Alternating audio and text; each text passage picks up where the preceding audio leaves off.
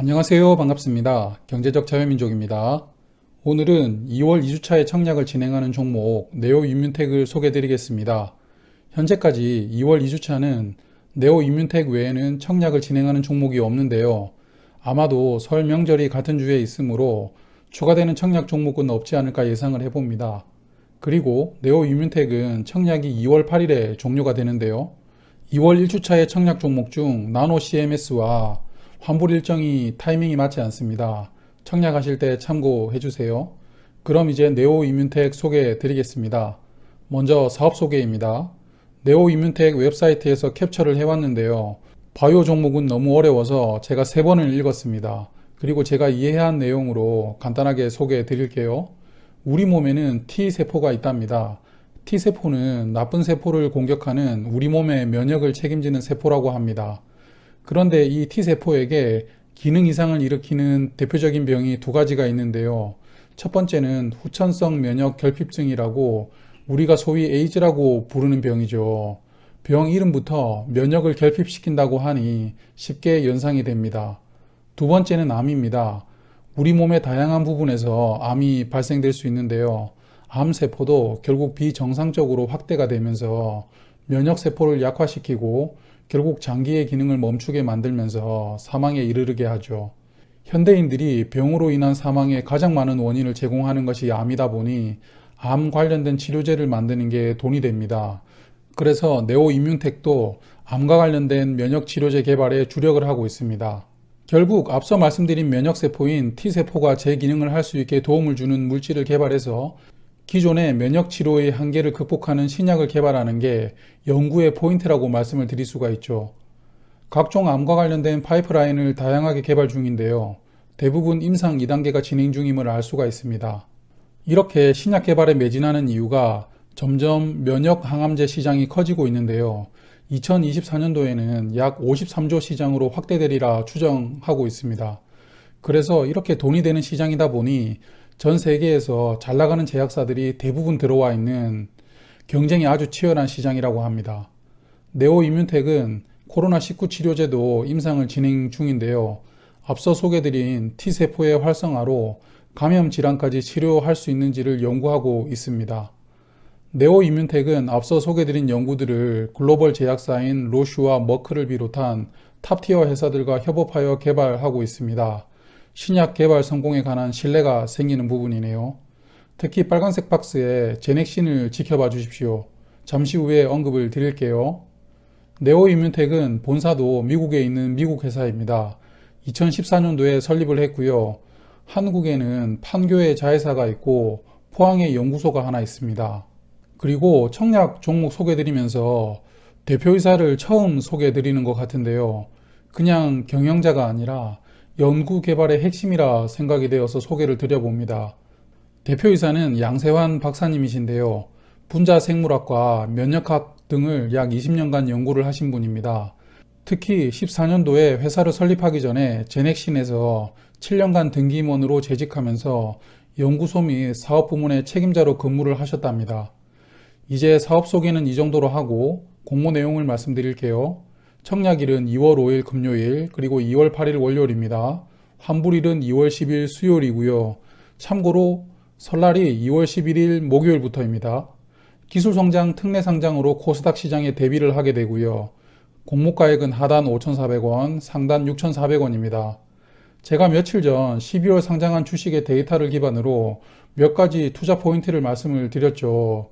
그 중에 보시면 12월 상장한 12개 종목이 전부 희망 공모가 상단 금액으로 결정되었다고 말씀을 드렸어요.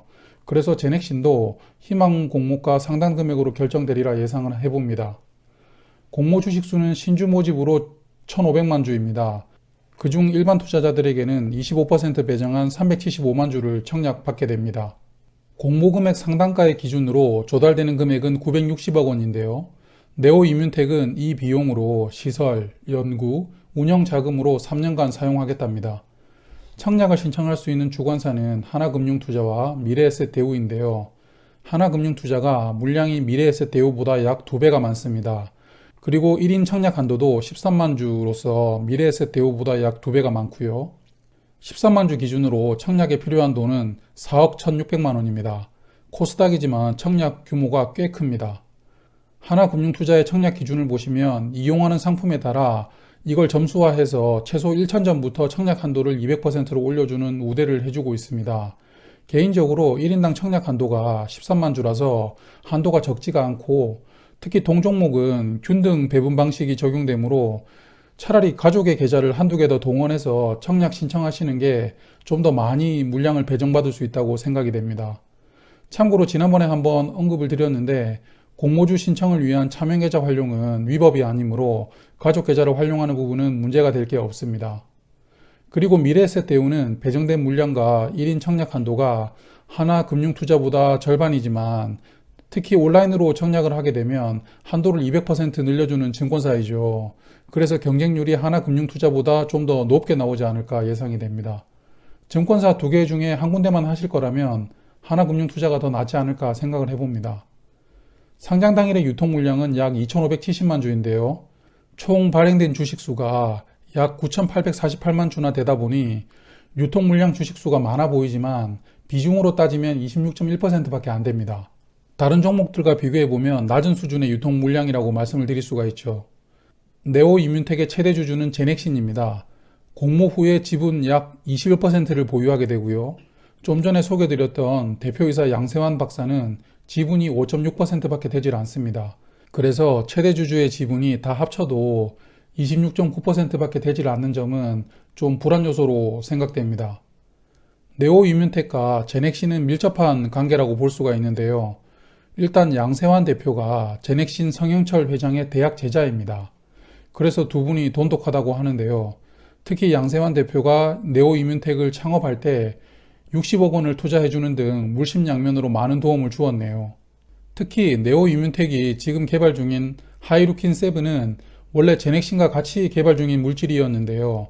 제넥신이 2016년도에 136억 원을 받고 유럽과 미국 판권을 완전히 넘기면서 손을 뗐습니다. 대신 향후 치료약이 개발되면 로열티로 매출의 35%를 지급받는다고 합니다. 이런 부분 때문에 지금 제넥신 주주들은 네오임윤텍 상장이 호재로 적용되리라고 기대를 하고 있는데요.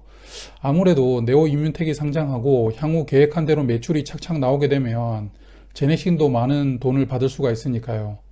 하지만 제넥신은 코로나 백신 개발로 주가가 급등했다가 갑자기 후보 물질을 변경한다는 뉴스에 주가가 45%나 빠진 상태입니다. 후보 물질을 바꾼다는 의미는 쉽게 말씀드리자면 지금까지 연구하던 게 효과가 없으니 다시 시작하겠다는 의미거든요. 그래서 네오임윤텍이 상장하면서 제넥신도 반등이 나오게 될지는 궁금하네요. 하지만 제넥신 주주들이 그렇게 암울하게 생각하실 필요가 없는 게 지난 몇 달 동안 주가가 내린 이유는 뉴스에 실망한 개인 투자자들이 이탈하면서 주가가 빠졌습니다. 그런데 화면 보시면 지난 한 달 동안 개인 투자자들의 물량을 외국인들이 받아주고 있는 것을 볼 수 있습니다. 그러므로 아마 조만간 반등이 나오지 않을까 싶습니다. 이외에 주목할 만한 주주로 유한양행이 약 5% 지분을 보유하고 있는데요. 어떤 사업의 연관성 때문에 보유하고 있을까 해서 찾아보았지만 찾지는 못했네요. 그리고 주요 임직원들에게 스톡옵션으로 약 360만 주가 부여가 되었습니다. 비중으로 따지면 4% 수준인데요. 하지만 물량을 많이 받는 임원들의 경우에는 1년간 보호 예수를 걸기로 했다고 하니 상장 후에 당장 부담으로 작용하지는 않을 것 같아요.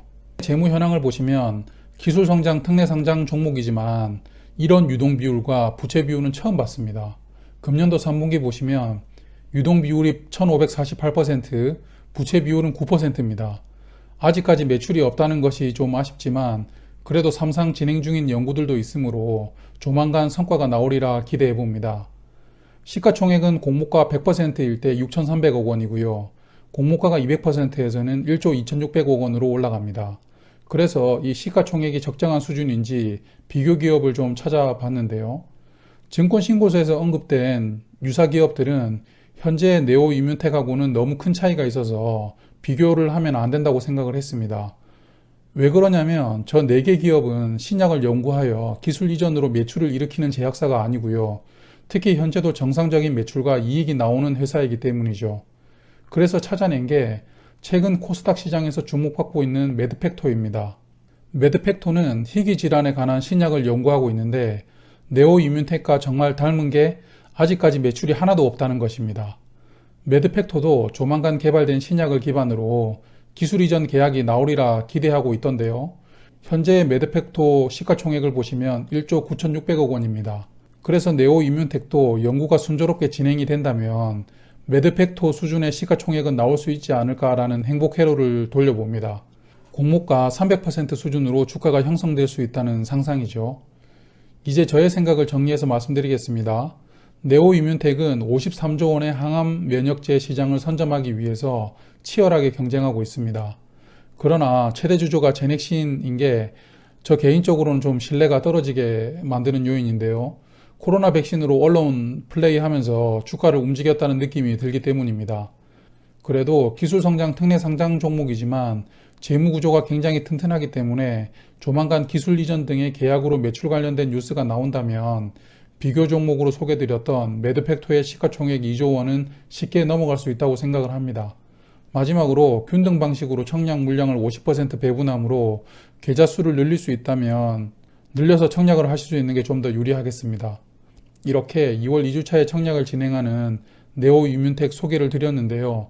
1월 4주차에 비슷한 성격의 종목인 프레스티지 바이오파마가 청약을 진행합니다. 청약 결과가 네오 임뮨텍 청약에도 영향을 주리라고 예상을 합니다. 오늘도 시청해주신 분들께 진심으로 감사드립니다. 내용이 괜찮다고 생각 드시는 분들은 구독 부탁드릴게요. 경제적 자유민족이었습니다. 감사합니다.